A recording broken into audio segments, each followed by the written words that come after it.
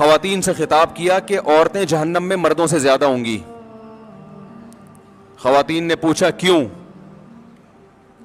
اس حدیث میں تو ہے عورتیں زیادہ ہوں گی, دوسری حدیث میں آتا ہے جنت میں بھی عورتیں زیادہ ہوں گی, ایک اور حدیث ہے.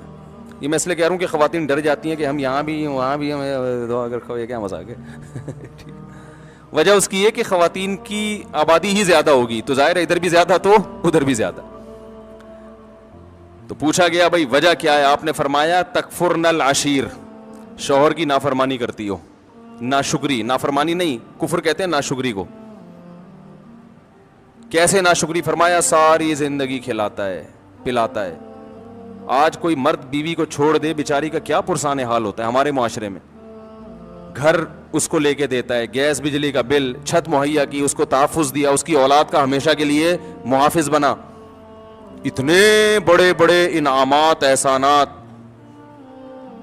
اور نبی نے فرمایا کسی دن تھوڑی سی اونچ نیچ ہو جائے, اس کی تنخواہ کم ہو گئی بیچارے کی, اب گوشت نہیں لا پا رہا, توریوں پہ گزارا کروا رہا ہے, ناشتے میں انڈے کا انتظام نہیں کر سکا, آج بیگم بغیر ناشتے کے رہ لو, آج ناشتہ نہیں کرتے, ٹھیک ہے نا, تھوڑی تنخواہ, میری حالات ٹف چل رہے ہیں, یا ناشتہ کرو مگر انڈا نہ منگواؤ, پراٹھا ڈبو کے, مفتی صاحب نے کہا ڈبو کے کھانے کا اپنا ہی مزہ ہے, تو آج ہم پراٹھا چائے میں ڈبو کے کھا لیتے ہیں.